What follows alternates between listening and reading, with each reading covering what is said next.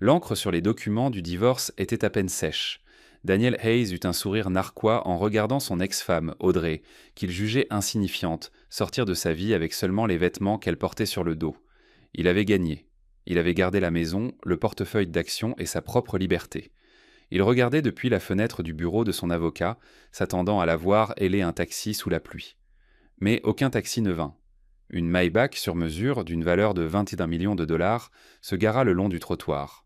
Un chauffeur ouvrit la portière et Audrey monta à bord. Daniel suffoquait. Il connaissait cette voiture. Il connaissait l'emblème de l'abeille noire sur la portière. Elle appartenait à la seule personne capable de le détruire.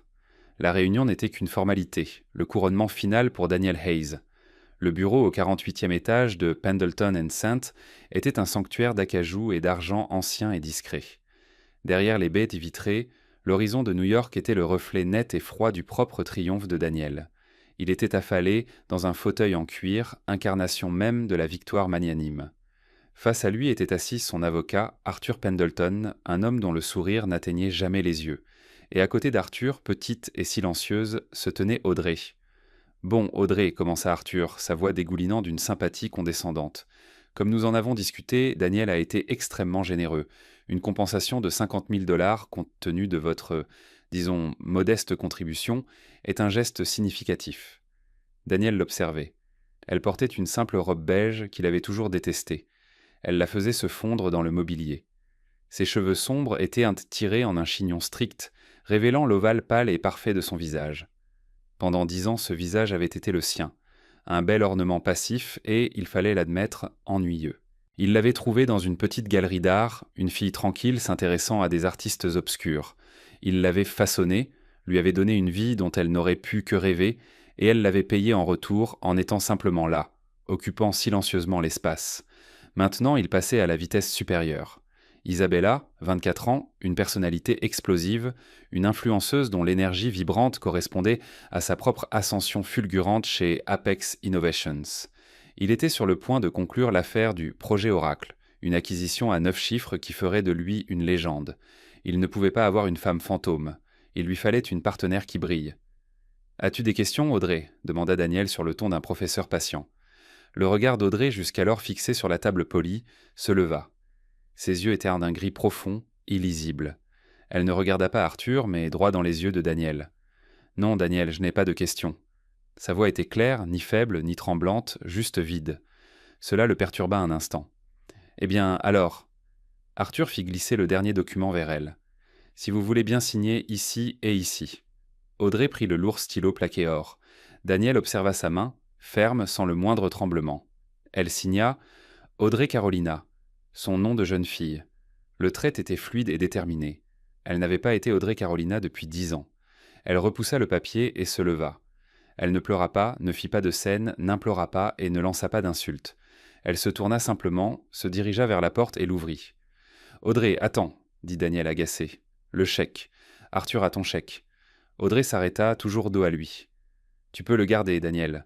Considère-le comme un pourboire pour service rendu. » Elle referma la porte. Le déclic fut aussi doux et définitif qu'un couvercle de cercueil. Arthur Pendleton gloussa. « Elle montre les dents à la fin. » « Ne t'inquiète pas, Daniel, c'est le remords de l'acheteur.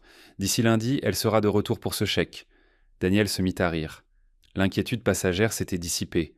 Elle comprendrait plus tard ce qu'elle avait perdu. Il s'approcha de la fenêtre. La ville s'étendait à ses pieds. Il en était le roi.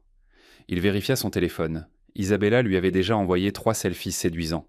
C'était son avenir. Il baissa les yeux vers la rue, 48 étages plus bas. Il vit Audrey sortir de l'immeuble. Dans sa robe beige, elle ressemblait à un fade tas de poussière sur le trottoir gris. Il la vit s'arrêter au bord de la route. « Allez, Audrey, murmura-t-il avec un sourire narquois. « Appelle un Uber, retourne dans la galerie où je t'ai trouvé. » Il regarda et attendit. Et c'est alors que cela se produisit. Ce n'était ni un taxi, ni un Uber. C'était une voiture qui ne roulait pas tant qu'elle ne glissait sur l'asphalte. Une Mercedes Maybach Pullman S650 blindée, faite sur mesure. Elle était de la couleur d'une nuit sans étoiles, polie au point de paraître humide. Ce genre de voiture n'existait pas pour les riches. Elle existait pour le pouvoir. La voiture s'arrêta silencieusement juste devant Audrey. Le souffle de Daniel se coupa. Sa main tenant le téléphone se figea. Un homme en costume noir strict, Pas un chauffeur, un professionnel de la sécurité, sorti du côté passager, scruta la rue, puis ouvrit la portière arrière pour Audrey. Sans un regard en arrière, sans la moindre hésitation, Audrey se pencha gracieusement et disparut à l'intérieur. L'homme referma la porte, remonta dans la voiture, qui reprit doucement sa route et disparut. Daniel resta immobile. Le sang avait déserté son visage. « Qu'est-ce qui se passe » demanda Arthur en s'approchant derrière lui. Daniel ne pouvait pas parler. Il se contenta de pointer un doigt tremblant vers la rue. « La voiture, quelle belle limousine. Peut-être avait-elle un ami plus riche que tu ne le pensais ?»« Ce n'est pas une limousine, idiot, siffla Daniel. Sa voix se brisa. C'est la voiture de Blackwood. La suffisance d'Arthur s'évapora. Blackwood, comme Damian Blackwood ? J'ai reconnu l'emblème, murmura Daniel, sentant son triomphe se transformer en pure terreur glaciale. Je ne l'avais vu qu'en photo. L'abeille noire sur les enjoliveurs. C'est sa voiture personnelle. Damian Blackwood. L'ermite, le milliardaire mythique, le faiseur de rois. L'homme dont la firme, Blackwood Capital, était le seul investisseur que Daniel courtisait pour le projet Oracle. L'homme qui n'apparaissait jamais en public et dont on disait qu'il contrôlait la moitié de Wall Street depuis l'ombre. Pourquoi ? Comment ? Son ex-femme insignifiante, sa morne Audrey Beige. Elle n'était pas simplement partie. On était venu la chercher. Et tandis que la Maybach disparaissait au coin de la rue, Daniel Hayes fut frappé par une réalisation terrifiante et atroce. Il n'avait pas gagné. Il venait de commettre la plus grosse erreur de sa vie. Le silence dans le bureau de l'avocat devint absolu. « Daniel, ça va ?» demanda Arthur, une réelle inquiétude perçant désormais dans sa voix. Daniel s'écarta de la fenêtre d'un pas chancelant. Son costume italien à 3000 $ lui parut soudain être un déguisement bon marché. Il s'effondra dans le fauteuil qu'il occupait en roi quelques minutes plus tôt. « Serre-moi à boire. »« Daniel, il est 11 heures du matin. Je me fiche qu'il fasse grand jour. Serre-moi un scotch, Arthur. » rugit Daniel. Le masque du dirigeant imperturbable se fissurait. Arthur, secoué, s'affaira maladroitement avec une carafe en cristal sur le buffet. Il versa une généreuse dose de Macallan, 25 ans d'âge. Daniel saisit le verre et le vida de moitié. « C'est une erreur, marmonna Daniel, plus pour lui-même que pour Arthur. Ça doit être une coïncidence. Peut-être qu'elle travaille comme traiteur pour une de ses réceptions. On n'envoie pas une S650 Pullman personnelle chercher les traiteurs. » Daniel dit sombrement Arthur, son esprit juridique calculant de nouvelles variables terrifiantes. Ces voitures sont réservées aux actifs stratégiques ou à la famille. Elle n'est pas un actif. Daniel reposa son verre avec fracas. Elle n'est rien, elle lit de la poésie, elle contemple des peintures. Il respirait lourdement, ses pensées s'emballant. Elle me trompait. Depuis tout ce temps. Cette petite souris. Elle couchait avec Damian Blackwood. Une vague de nausée le submergea. Ce n'était pas seulement la trahison, c'était son ampleur. Il n'avait pas été trompé avec un professeur de tennis ou un collègue banquier, mais avec le dieu de leur univers. L'humiliation était corrosive. « Si c'est le cas, dit lentement Arthur en se rasseyant, notre généreux accord est une insulte. 50 000 $ de pourboire. Daniel, si elle est avec Blackwood, elle aurait pu tout te prendre. La maison, le portefeuille d'actions, la moitié de tes futurs revenus d'Apex. » « Mais elle a signé, balbutia Daniel. Elle n'a rien pris. Pourquoi ? » « Les gens qui ont le pouvoir de Blackwood ne se battent pas pour des miettes, Daniel, dit Arthur, le visage blême. Ils ne prennent pas la maison. Ils achètent le quartier. Ils ne prennent pas ton portefeuille. Ils font s'effondrer ta société. » Ce dernier mot frappa Daniel comme un coup physique. « Apex, le projet Oracle, murmura Arthur, faisant le lien. L'affaire que tu présentes la semaine prochaine, celle qui a besoin du financement de Blackwood Capital. C'est le seul investisseur, la voix de Daniel n'était plus qu'un murmure rauque. C'est tout lui, il vient à la présentation mardi. Et tu viens de divorcer de la femme qui semble être sa maîtresse. » Arthur se leva et commença à arpenter la pièce. « Daniel, c'est mauvais, c'est fatal pour ta carrière. Il ne vient pas voir ta présentation, il vient te voir brûler. » L'esprit de Daniel repassa fébrilement les derniers remords. L'éloignement croissant d'Audrey, ses nuits silencieuses dans son bureau, qu'il supposait consacré à l'histoire de l'art, son soudain manque d'intérêt pour la dispute. Il avait pris tout cela pour de la faiblesse, pour son acceptation résignée de sa propre insignifiance. Il avait été un imbécile aveugle et arrogant. « Non, dit Daniel, sentant une nouvelle énergie désespérée l'envahir. Je ne la laisserai pas faire, je ne le laisserai pas faire. » Il sortit son téléphone. Isabella appelait. Il regarda son visage souriant et vide sur l'écran et appuya sur « Refuser ». Arthur, la voix de Daniel était devenue froide et cassante. « J'ai besoin de tout ce que tu as sur Audrey. » « Non, J'ai besoin d'un vrai enquêteur. Je veux savoir où elle était, à qui elle parlait, ce qu'elle faisait ces 6 derniers mois. J'ai besoin de ses relevés téléphoniques, de ses relevés bancaires, tout. J'ai besoin de savoir ce qu'elle a contre moi. Daniel, c'est hautement illégal. Vous venez de divorcer. As-tu un détective privé, oui ou non, Arthur aboya Daniel. Discret. Peu importe le prix. J'ai besoin de savoir à quoi je m'expose mardi. Arthur hésita, puis hocha la tête. J'ai quelqu'un, ancien du Mossad, très cher, très méticuleux. Mais Daniel, et si la réponse était simplement qu'elle est avec lui? Quel est ton plan?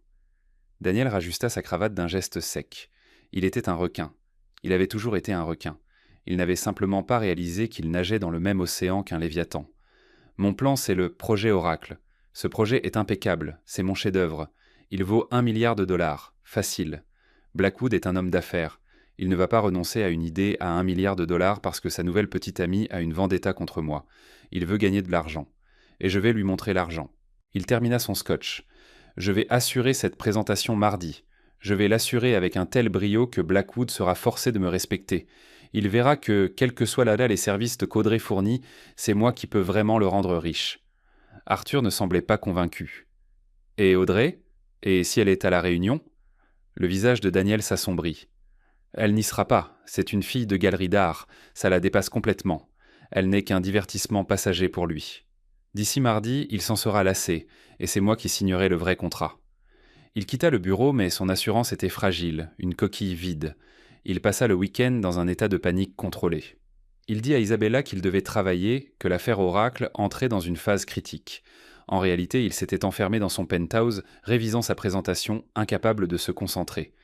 Chaque diapositive, chaque donnée le hantait. Il revoyait sans cesse le visage d'Audrey. Non pas la femme beige et effacée du bureau de l'avocat, mais la femme qui était montée dans cette voiture. La femme qu'il réalisait, avec un haut le cœur, n'avoir jamais connue. Lundi après-midi, le détective privé appela. « Monsieur Hayes ». L'homme avait un accent rocailleux. « J'ai les informations que vous vouliez. »« Qu'y a-t-il » demanda Daniel, arpentant son salon. « C'est compliqué. La femme, Audrey Carolina, c'est un fantôme. »« Qu'est-ce que vous voulez dire, un fantôme ? J'ai été marié avec elle pendant 10 ans. »« Je veux dire, dit le détective, qu'elle n'a aucune empreinte numérique ces 6 derniers mois. Activité minimale sur ses cartes de crédit, épicerie, essence. Ses relevés téléphoniques montrent une seule amie, Sarah, et sa mère. Rien. Mais il y a 3 mois, elle a ouvert une adresse e-mail sécurisée et chiffrée, et elle a communiqué avec une seule autre adresse. « C'est qui ?» exigea Daniel. « L'adresse est une impasse, chiffrée, routée à travers 3 continents. Mais le serveur qui l'héberge est un serveur privé, enregistré au nom de Blackwood Capital. » Le sang de Daniel se glaça. Donc, ils parlèrent depuis des mois. « Ce n'est pas tout, dit le détective. Vous avez demandé ce qu'elle faisait. J'ai réussi à accéder à son bureau. Vous aviez raison. Elle n'avait pas de liaison physique, pas d'hôtel, pas de dîner. Elle travaillait. » « Travaillait ? Sur quoi ? Ces stupides peintures ? » « Non, monsieur Hayes. Elle faisait tourner des algorithmes, des modèles de prédiction de marché très complexes. Je parle de trading à haute fréquence. Je vous ai envoyé les fichiers. » Un nom de fichier revenait sans cesse. L'ordinateur portable de Daniel émit un bip. Le fichier sécurisé était arrivé. Il l'ouvrit. Son cœur s'arrêta. C'était un dossier, rempli de données, de livres blancs. Tout son travail, toutes ses recherches. « Quel est le nom du fichier » murmura Daniel, connaissant déjà la réponse. « Projet Oracle » dit le détective. « Il semble que votre femme s'intéressait de très près à votre travail. Ou peut-être était-ce l'inverse. » Daniel raccrocha. Il regardait les fichiers. Ce n'étaient pas ses fichiers. C'était pas ses fichiers à elle. Ceux qu'il avait trouvés sur son ordinateur portable 6 mois plus tôt. Ceux qu'il avait pris pour son petit passe-temps. Des équations complexes qu'elle griffonnait. Il n'avait pas conçu le projet Oracle. Il l'avait volé. Il l'avait volé à sa femme, la femme qu'il prenait pour une idiote. Et maintenant, il s'apprêtait à présenter ce travail volé à la seule personne au monde qui savait qu'il était un imposteur. Pour comprendre la bombe qui était sur le point d'exploser dans la vie de Daniel Hayes, il fallait comprendre la femme qu'il venait de rejeter. Audrey Carolina n'était pas une fille de galerie d'art. C'était un fantôme. Elle avait une licence en mathématiques appliquée du MIT et un doctorat en modélisation financière quantitative de Caltech. À 25 ans, elle était la plus jeune Kant, analyste quantitative, du parquet le plus impitoyable de Chicago. Elle créait des algorithmes si précis dans leurs prédictions qu'ils relevaient presque de la clairvoyance. Elle était une légende en devenir, la fille qui voyait la matrice. Et elle était douloureusement, terriblement seule. Puis elle avait rencontré Daniel Hayes lors d'un gala de charité. Il était beau, ambitieux et parfaitement ordinaire. Il n'a pas vu en elle un cerveau. Il a vu en elle une beauté. Il a été ébloui par son apparence, pas par son esprit. Pour Audrey, qui avait passé sa vie à se sentir comme une intelligence supérieure dans un monde de mortels, c'était enivrant. Il lui a demandé de l'épouser. « Je veux prendre soin de toi, dit-il. Je suis le pourvoyeur. Tu n'as pas besoin de travailler dans ce milieu impitoyable. Sois juste avec moi. » Et Audrey, épuisée par un monde qui tentait de la quantifier, accepta. Elle disparut de son ancienne vie. Elle prit sa retraite à 28 ans. Elle devint Madame Audrey Hayes. Elle se lança dans l'histoire de l'art, dirigea des œuvres de charité. Elle apprit à être beige. Mais le moteur dans son esprit ne s'est jamais éteint. Les premières années, leur mariage fut stable. Daniel aimait exhiber sa femme brillante et magnifique. Mais seule la partie magnifique l'intéressait. La mort par 1000 coupures commença lentement. C'était en ces dîners où elle essayait de parler de la volatilité du marché avec ses collègues. « Audrey, ne les ennuie pas avec tes vieilles histoires de guerre, » riait Daniel en lui tapotant la main. « Parle-leur de la nouvelle exposition Picasso. » C'était un ces soirs où il rentrait stressé par une affaire.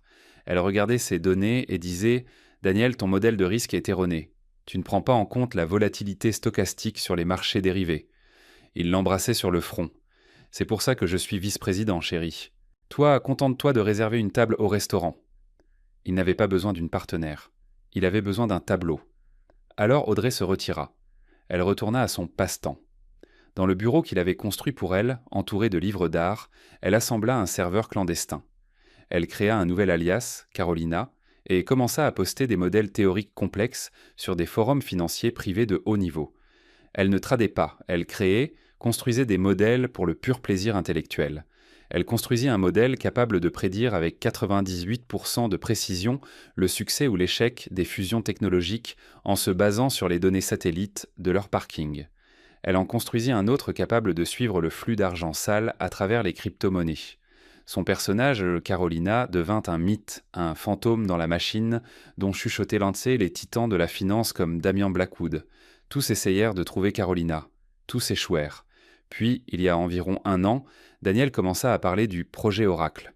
Il était excité. « C'est l'avenir, Audrey. Ça va changer le transport mondial. » Comme d'habitude, il avait tout faux. Audrey, en jetant quelques coups d'œil à ses fichiers ouverts, vit le moteur. L'IA était prédictive, oui.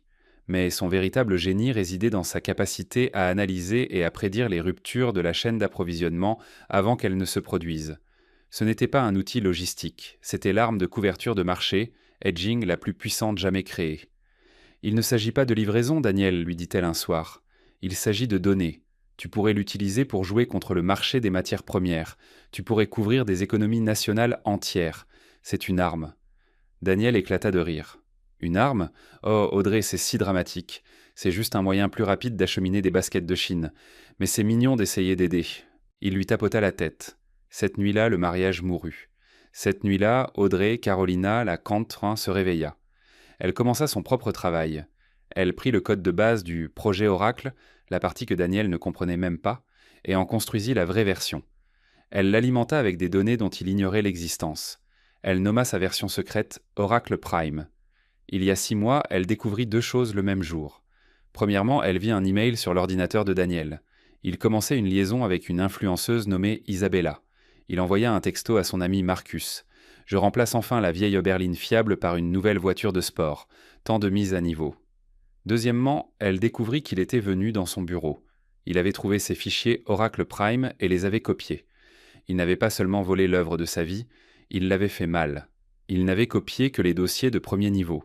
Il n'avait pas vu les sous-dossiers, les systèmes de sécurité fondamentaux, la véritable clé de l'algorithme. Il avait volé un moteur haute performance mais n'avait aucune idée de comment le conduire. Il s'apprêtait à présenter une Ferrari comme si c'était une Toyota et, ce faisant, il allait la planter. Elle vit son plan. Il allait présenter ce travail brillant à des investisseurs potentiels. Et en haut de la liste se trouvait Blackwood Capital. Audrey connaissait Daniel. Il utiliserait le succès de cette affaire pour enfin divorcer d'elle. Il la jetterait, la berline ennuyeuse, et partirait vers le soleil couchant avec sa nouvelle voiture de sport et son génie. Elle se regarda dans le miroir, la robe beige, le visage tranquille, la femme trophée. Non, murmura-t-elle. Un trophée. C'est ce que gagne le vainqueur. Elle était Carolina. Elle était le fantôme dans la machine. Et elle connaissait exactement la seule personne capable d'apprécier la machine qu'elle avait construite. Elle n'appela pas d'avocat. Elle fit ce qu'elle faisait le mieux. Elle le pirata. Cela prit 72 heures, contourner le réseau privé le plus sécurisé au monde. Elle ne piratait pas ses pare-feux pour voler, mais pour livrer. Elle envoya un unique message chiffré au terminal personnel de Damian Blackwood. Objet. Votre oracle est un faux. Corps. Monsieur Blackwood, Apex Innovation, vous courtise pour le projet Oracle. L'homme qui le présente, Daniel Hayes, est un imposteur. Les données qu'il présente sont volées. Elles sont également incomplètes. Il a un dessin d'enfant. J'ai le chef-d'œuvre. 6 juin, une seule ligne de données. C'est la prédiction d'un blocage maritime à Singapour. Dans 30 jours, le modèle de Apex vous indiquera 5% de perturbation. Mon modèle vous indique 38% de perturbation, causée par une grève des travailleurs à Jakarta qui n'a pas encore eu lieu. Vous saurez lequel est correct dans 10 jours. Quand vous le saurez, vous saurez qui je suis. Carolina. 10 jours plus tard, une grève des dockers à Jakarta paralysait le détroit de Singapour. Le marché du transport maritime plongea dans le chaos. Blackwood Capital, ayant parié à la baisse sur les bonnes actions, gagna 400 millions de dollars en une journée. 2 heures plus tard, le téléphone chiffré d'Audrey vibra. Numéro inconnu. Elle répondit. « Miss Carolina, dit une voix profonde et résonnante, c'est Damian Blackwood. Je vous cherche depuis très longtemps. Dites-moi ce que vous voulez. » Audrey regarda la maison stérile et magnifique qui était sa cage. « Je veux, dit-elle d'une voix d'acier, être libre. Et ensuite je veux vous montrer à quoi ressemble vraiment le projet Oracle. » Damian Blackwood ne tenait pas de réunion en personne, mais il ne pouvait pas non plus rencontrer Audrey. « Je ne peux pas vous rencontrer, lui dit-elle lors de leur premier appel. Mon mari me contrôle, il suit mes mouvements. Il suit vos mouvements, dit Blackwood. Le mépris dans sa voix était palpable. Mais il ne suit pas votre esprit. Il ne sait même pas que j'en ai un, répondit Audrey. Alors ils commencèrent à parler. Chaque nuit, pendant que Daniel dormait ou était avec sa nouvelle petite amie, Audrey descendait dans son bureau. Leurs appels vidéo étaient bon chiffrés, routés via un réseau quantique ne laissant aucune trace. Le premier appel fut un entretien. Damian Blackwood apparut sur son écran. Il n'était pas ce à quoi elle s'attendait. Pas un banquier lisse en costume. Il avait environ 50 ans, une barbe poivre et sel et des yeux de faucon, intenses et perçants. « Carolina, dit-il avec un rare sourire. Alors le fantôme a un visage. « Monsieur Blackwood, dit Audrey, très professionnel, je suppose que mon modèle était correct. » Il n'était pas seulement correct, Miss Carolina, il était prophétique. Vous n'avez pas seulement prédit la grève, vous avez vu la vague sous la vague. J'ai des équipes d'analystes titulaires de doctorat qui essaient de pied de construire ce que vous venez de me donner gratuitement. Comment ? Alors elle lui montra. Pendant les 2 heures qui suivirent, Audrey Carolina, la fille de galerie d'art, fit visiter Oracle Prime à l'homme le plus puissant de la finance. Elle ne lui montra pas seulement les données, mais l'architecture, la beauté du code, l'élégance de la machine qu'elle avait construite en secret.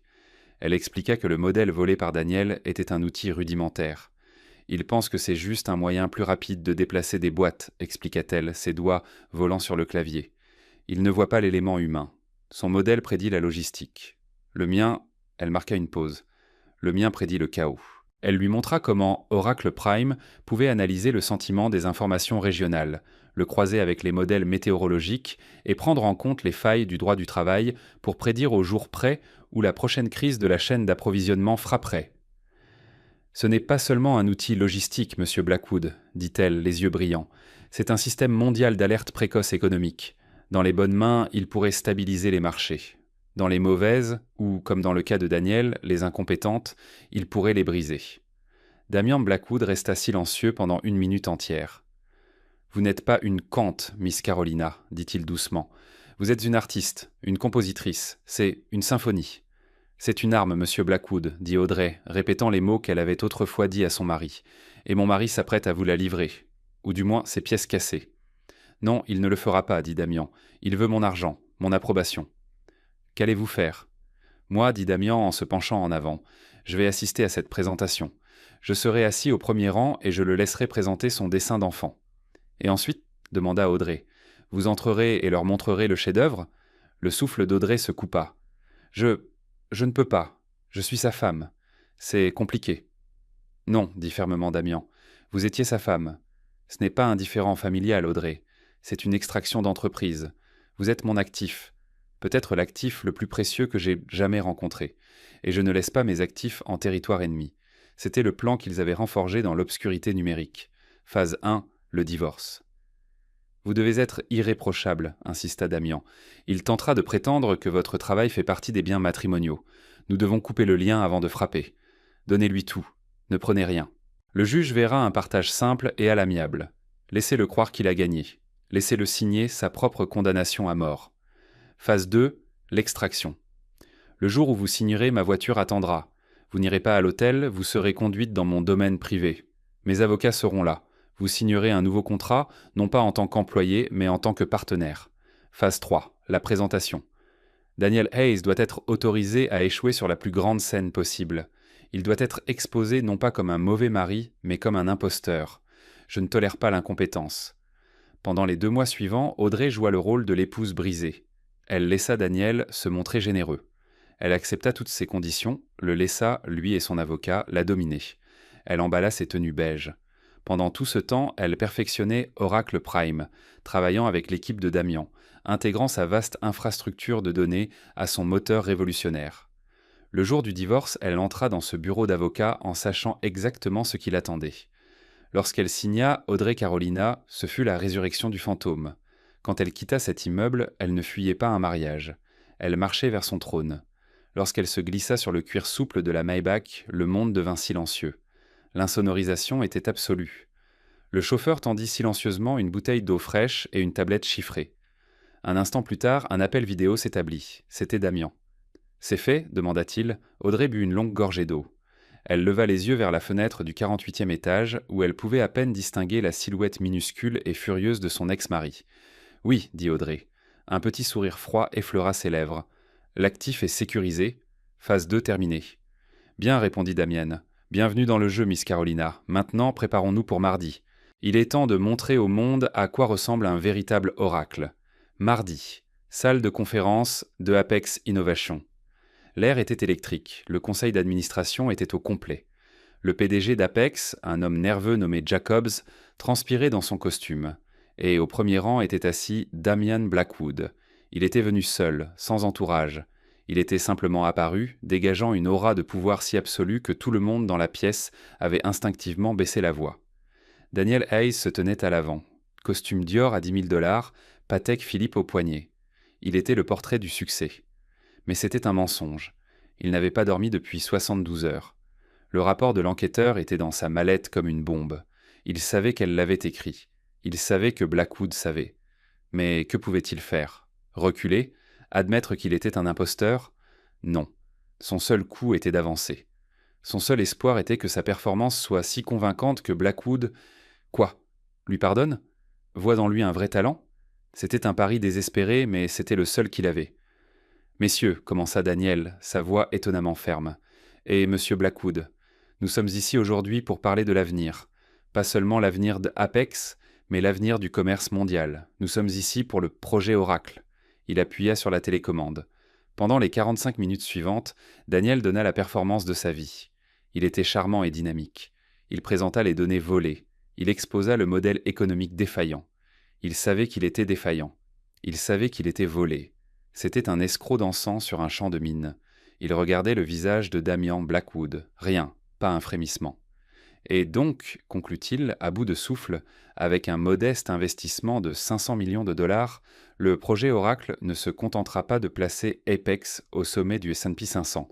Il fera de nous la norme. L'Oracle, l'entreprise qui voit l'avenir. Il y eut un silence, puis des applaudissements polis et nerveux de la part du conseil. Le PDG Jacobs se leva en se tordant les mains. « Merci, Daniel. Vraiment prophétique comme présentation. » Il se tourna vers la silhouette silencieuse au premier rang. « Monsieur Blackwood, vos pensées ?» Damian Blackwood se leva lentement. Il ne regardait pas l'écran, mais fixait Daniel. « Monsieur Hayes. » La voix de Blackwood était douce, mais elle emplit la pièce. C'était une présentation. L'estomac de Daniel se noua douloureusement. « C'était compétent, » poursuivit Blackwood en s'avançant lentement. « Poli. Plein de mots à la sonorité impressionnante. Une analyse compétente pour un stagiaire de première année. » L'air fut aspiré hors de la pièce. Je... Je ne comprends pas, balbutia Daniel. Non, dit Blackwood, vous ne comprenez pas. C'est là tout le problème. Vos projections sont fausses. Votre modèle de risque est une plaisanterie. Toute votre hypothèse repose sur un château de cartes. Mais les données, objecta Daniel, sa voix montant dans la panique. Les données sont correctes, les données sont volées. La voix de Blackwood tomba dans un murmure glacial. Et vous les avez même mal volées. Daniel blêmit. Je m'oppose à cette insinuation. Vous vous opposez ? Blackwood eut un rire froid et dangereux. Vous êtes un voleur ordinaire, monsieur Hayes, et un voleur maladroit. Vous avez forcé un coffre-fort pour voler de faux bijoux laissés en vitrine, alors que le vrai trésor se trouvait dans un coffre dont vous ignoriez jusqu'à l'existence. C'est scandaleux. Daniel chercha du soutien auprès du conseil. Tous évitèrent son regard. Non, dit Blackwood, c'est une rectification. Voyez-vous, là, je ne suis pas ici pour investir dans le projet Oracle. Je suis ici pour rencontrer son véritable architecte. Il se tourna et fit un signe de tête vers les portes. Elles s'ouvrirent et Audrey Carolina entra. Ce n'était pas le fantôme beige, c'était une supernova. Elle portait un tailleur pantalon sur mesure d'un bleu nuit profond. Ses cheveux tombaient en vagues lisses et professionnelles. Elle entra, chaussée d'escarpins, Louis Vuitton vertigineux dont les talons claquèrent sur le sol avec l'autorité d'un marteau de juge. Elle était accompagnée de 2 des meilleurs avocats de Blackwood. Daniel Hayes la regarda et, pour la première fois, il la vit. Pas sa femme, pas un ornement. Il vit la docteure de Caltech, il vit le fantôme, Carolina. Il vit la femme qui avait détruit toute sa vie en une semaine. « Audrey » souffla-t-il. Elle ne lui accorda pas un regard. Elle se dirigea droit vers le bout de la table. « Bonjour Daniel », sa voix, amplifiée par l'acoustique, était calme, froide et absolument dévastatrice. Elle se tourna vers le conseil stupéfait. « Bonjour messieurs, je m'appelle Audrey Carolina. Ces 10 dernières années, j'ai été ce qu'on pourrait appeler une partenaire silencieuse dans la vie de monsieur Hayes. Ce qu'il vient de vous présenter est un résumé grossier de mes premières recherches, non publiées. » Elle sortit une tablette et la connecta à la console principale. La présentation de Daniel disparut. Elle fut remplacée par une interface si complexe et si belle qu'elle semblait vivante. « Ce qu'il appelle Projet Oracle est un jouet, dit Audrey. Ce que j'appelle Oracle Prime, elle appuya sur une touche, est la vraie affaire. L'écran principal explosa de données, pas seulement les routes maritimes. Il montrait les conditions météorologiques mondiales, l'agitation politique, le sentiment des médias sociaux. Votre oracle prédit une baisse de 2% du prix du café le mois prochain, dit Audrey s'adressant à l'écran mais détruisant Daniel. Le mien prédit l'effondrement de toute la récolte au Vietnam en raison d'une combinaison de mousson tardive et d'un nouveau tarif d'expédition régionale. Monsieur Hayes demande 500 millions de dollars pour construire un bateau plus rapide. Moi, elle fit une pause, je vous propose un sous-marin nucléaire. Daniel bégaya. Elle ment. Ce sont des biens matrimoniaux. Elle a volé mon idée. Dis-leur, Audrey. Dis-leur que tu m'aidais juste. Audrey se tourna enfin vers lui. Son visage n'exprimait pas la colère. C'était pire, la pitié. Tu as raison sur un point, Daniel. C'est une question de propriété. C'est pourquoi j'ai demandé à mes avocats de déposer les brevets pour Oracle Prime, sous mon nom de jeune fille, Audrey Carolina, il y a 6 mois avant même de demander le divorce. Elle fit signe à l'un de ses avocats, qui posa un épais document relié sur la table. J'ai aussi une confession notariée de ton ami Marcus du service informatique, détaillant comment tu l'as payé pour accéder à mes recherches personnelles depuis mon serveur domestique. Il s'est avéré qu'il était tout à fait disposé à échanger son témoignage contre une immunité pour fraude électronique. Les jambes de Daniel Hayes flageolèrent. Il s'agrippa au pupitre. Il était fini. La salle de réunion explosa dans le chaos. Le PDG Jacobs, livide, hurla « Daniel, est-ce que c'est vrai ?» Daniel ne pouvait pas parler. « C'est vrai ?» La voix de Damian Blackwood trancha le bruit. « Et franchement, monsieur Jacobs, le manque de diligence raisonnable de votre entreprise est épouvantable. » Blackwood se tourna vers le conseil. « Blackwood Capital retire par la présente tout intérêt pour Apex Innovation. Vos actions ne vaudront plus rien d'ici le déjeuner. » Panique. « Attendez !» s'écria Jacobs. « S'il vous plaît, monsieur Blackwood, Miss Carolina, nous ne savions pas. Nous pouvons arranger ça. Daniel, vous êtes viré. Viré, sécurité. » Les 2 gardes qui se tenaient à la porte se dirigèrent vers Daniel. « Ce ne sera pas nécessaire, dit Audrey. » Sa voix calme et autoritaire fit taire tout le monde. « Les problèmes d'Apex ne se limitent pas à monsieur Hayes. L'ensemble de votre département R&D poursuivait un fantôme, tandis que votre direction dormait au volant, au mieux. » Elle a raison, ajouta Blackwood, tel un prédateur jouant avec sa proie. Cependant, Miss Carolina et moi n'avons pas de cœur de pierre. Lui et Audrey échangèrent un regard. Non pas d'amants, mais de complices, d'égaux. Blackwood Capital, annonça Damian, n'investira pas dans Apex Innovation en l'état. À la place, nous faisons une offre d'achat de 5 milliards de dollars pour une nouvelle entité indépendante, dirigée et détenue majoritairement par Miss Audrey Carolina. Cette nouvelle entité, Caroline Blackwood Analytics, poursuivit Audrey, sera l'unique propriétaire de la technologie Oracle Prime. Nous serons opérationnels dans 90 jours. Mais c'est notre propriété intellectuelle, objecta faiblement Jacobs. Vraiment ? L'avocat d'Audrey s'avança. Nos brevets sont antérieurs de 6 mois aux travaux de M. Hayes. Nous avons un dossier en béton pour vol de propriété intellectuelle. Nous pouvons poursuivre Apex Innovation jusqu'à l'oubli. Ou, dit Damian Blackwood, il y a une autre solution. Nous vous faisons une offre unique. Nous acquérons votre division défaillante, Projet Oracle, vos ingénieurs, vos données, votre infrastructure, pour la somme généreuse de 10 centimes par dollar. C'est du vol, couina un membre du conseil. Non, dit Audrey, c'est une bouée de sauvetage. Nous récupérons les ingénieurs que nous aurions embauchés de toute façon. Vous recevez une injection de liquidité nécessaire. Et surtout, vous évitez un procès public et ruineux qui exposera toute votre équipe de direction comme des escrocs incompétents. Vous êtes à peine sauvés. Damian Blackwood sourit. C'est une bonne affaire, prenez-la. Le conseil était un parterre de visages défaits. Ils étaient piégés. Jacob regarda les gardes, puis Daniel. Sortez-le d'ici. Les gardes attrapèrent Daniel par les bras. Non, tu ne peux pas. Audrey, s'il te plaît. On le traînait dehors. Son costume à 10 000 dollars était froissé. Je t'aime, je suis désolé, je ferai n'importe quoi. Audrey Carolina le regarda. Son ex-mari, l'homme qui l'avait rejeté, trompé et avait tenté de voler son génie. Elle le regarda être traîné devant la fontaine à eau près de laquelle il s'était tant vanté. Il était à la porte. Il poussa un dernier cri désespéré. « Audrey !» Elle le regarda sans rien dire. Puis elle se tourna simplement vers le conseil. « Maintenant, messieurs, parlons des termes de votre capitulation. » Les cris de Daniel Hayes résonnèrent dans le couloir, tandis que les portes de la salle de réunion se refermaient silencieusement, scellant son destin et son avenir. Isabella, qui attendait dans le hall pour fêter sa grande victoire par un voyage à Saint-Barth, le vit être traînée par la sécurité. Elle vit les larmes, le costume froissé, la pure panique dans ses yeux. Elle sortit discrètement son téléphone, bloqua son numéro et appela un Uber pour se rendre à la fête d'un autre milliardaire. Daniel était seul. C'était lui qui se retrouvait sans rien. Les retombées furent immédiates et spectaculaires. Le Wall Street Journal titrait « L'effondrement d'Apex, l'épouse insignifiante, l'oracle volé et l'ascension de Caroline Blackwood ».